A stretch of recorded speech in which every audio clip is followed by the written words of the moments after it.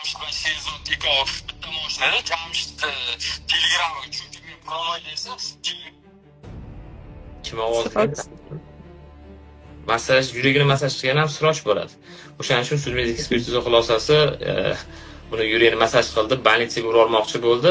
Buni bilmaydiki, hattoki yuragini kim masaj qilganigacha qo'limizda dalil faktlar bor. Bizning qo'limizda biron bir narsa bo'lmasa, hech qachon yurmaymiz, yurish qilmaymiz. Xo'p, bu yerda men sizni aksincha tabriklayman. U sud-medik ekspertiza xulosasidan. Bu hamma narsasi sizga plusga o'ynagan. Lekin bu yerda hozir yana shu narsani ta'kidlab o'tishyaptiki, bu narsalar hali yana yetinadi, yana hamma so'roqqa tortiladi, surishtiruv bo'ladi. Boshidagi o'sha bu narsani sizga bergan, bu narsada shug'ullangan politsiya xodimlari hozirgi kunda ularning ustidan tekshiruvlar olib borilyapti. Tekshirishgan bular ketiga, o'shaning uchun bular hozir majbur bo'lgan bu yoq tomonlama o'tishga. Lekin nima bo'lgan taqdirda ham, lekin baribir ham bu yerda ko'p narsalar qo'shib chatilingan. Sababi ekspertiza 100% qilinmasdan ketib qolgan. Qilgan bo'lsa bir 3-4% qilgandir, может 10% qilgandir, o'sha qizingizni O'zbekistonga yuborishgan. Bu yerdagi ko'p narsalar aslida o'z bizga plyus o'ynaydi. Bularni qilayotgan o'sha xato yozgan gaplari ham mayli, biz bu narsalarga uncha-munchaga e'tibor bermaymiz. Muhim bizning qo'limizda aniq dalil, faktlar bor. Va bu bo'yicha hozir men advokatimiz bilan gaplashdik.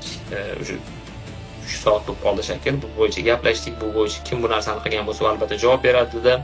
Advokat ham hattoki o'ylagan ekanki, miyasi ochilgan va mana buni grammlargacha qo'yib qo'yibdi-ku dedi. Lekin biz sizdan hech kimga bermadik-ku, hattoki bu narsani advokatga ham bermadik. O'sha advokatga berganimizdan keyin advokat o'zini tutishini ko'rdingiz.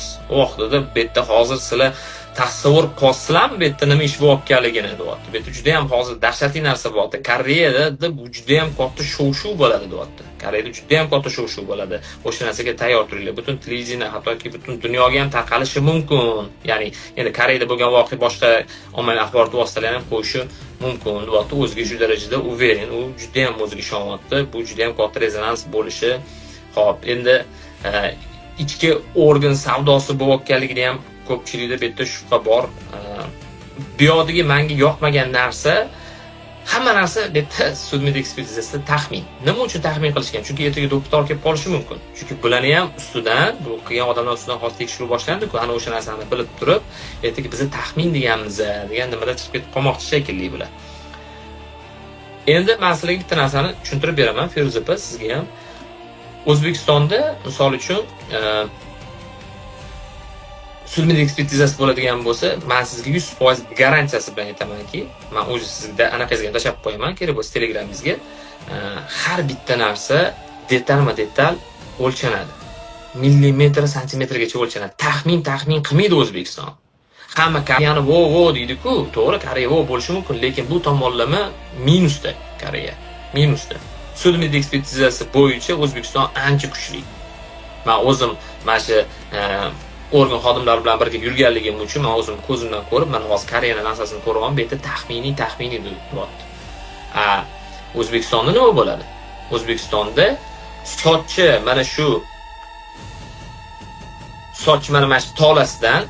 tolasidan, bosh tolasidan oyog'imizning tirnog'ini ichigacha hamma narsa ekspertiza qilinadi. Hamma narsa yozilinadi. Sizni qo'lingizni uzunligi, oyog'ingizni uzunligi, bir yog'i kalta bo'lsa, bir yog'i kalta, bir yog'i uzun bo'lsa, bir yog'i uzun. Hozir mana bu yerda bu ko'krakda hech qanaqa narsa yo'q, u bu dedi-ku. Ko'krak qismi deganda faqatgina ko'krakning o'zi emas, qismi mana yoq tomonlar ham mana guruch kirib ketadi, mana bu yoq tomonlar hamda. Lekin nozimida bu yoq tomonlari ko'karib yotibdi. Mayli, muhimi Feruza opa, ekspertiza xulosasi qizingiz o'zini o'zi osdi degan xulosani bermagan. Osilish taxmin degan joyi bor. U narsa ham taxmin. Lekin hozir biz bu o'sha politsiya, ya'ni ekspertlar bilan gaplashganimizda bizda ham hozirgi kunda bu narsa shubha uyg'otyapti. Albatta yana apellyatsiyaga berasizlar va biz bu bo'yicha yana ham ishlaymiz. Lekin bu yerda haqiqatda o'sha qo'l shilishlari qatdan keldi. Bo'yindagi mamiyot tomondagi ko'karishlar biz taqdim qildik-ku, bosh yorilishi, burun sinishi, nima uchun buni bu yerda qo'shmagan? O'sha ekspertlar o'sha yana ham o'sha tupikka kirib qoldi. Bular o'ylaganki, bosh qismidagi bu videosi bu yoq tomondan olingan video yo'q deb o'ylagan. ko'karishlar, qovurg'ani sinishi, bular uchun hozir juda ham katta nimaga olib kelyapti, savolga olib kelyapti, so'roqqa olib kelyapti. Bu qattan bu dunyo sinib ketdi. Bu aslida ertaga eksgumatsiya bo'lganda bu sizga juda ham katta plyusga o'ynaydi. Prosta bu narsa to'g'ri, og'riqli, qizingiz juda ham qiynab o'ldirishgan. Lekin bular majbur bo'lgan bu narsani yozishga, chunki eksgumatsiyada albatta bu narsa chiqib keladi. Xo'p, umumiy xulosa shuki, bu yerda aynan kimnidir o'ldirdi deb sud tibbiy ekspertiza xulosasi u narsani chiqarib etolmaydi. Ya'ni uni Sherzod o'ldirdi, Siroj o'ldirdi yoki bloger o'ldirdi yoki yana kimdir o'ldirdi deb uni hech kim etolmaydi. Bu narsalar tergov jarayonida politsiya tomonidan aniqlik kiritiladi. Lekin bu yerda aniq-tiniq qilib ko'rsatib qo'ygan, o'sha biza harakatlarimiz zoya ketmadi, o'sha narsalarni tan olishdi, ya'ni o'sha bo'yindagi ko'karishlar, yuzidagi shilinishlar, faqatgina burunni anaqasiga olmagan. E'tiborga olmagan u burunni, qo'ldagi shilinishlar, lekin bu suvi sinishi, bu qo'rg'a suvi sinishi o'sha bu katta narsa. Bu narsa hozirgi kunda nimaga nima qiladi? Ularning fikrini o'zgartirdi. Qizingiz o'zini o'zi osmagan. Eng oxirgi xulosa shu.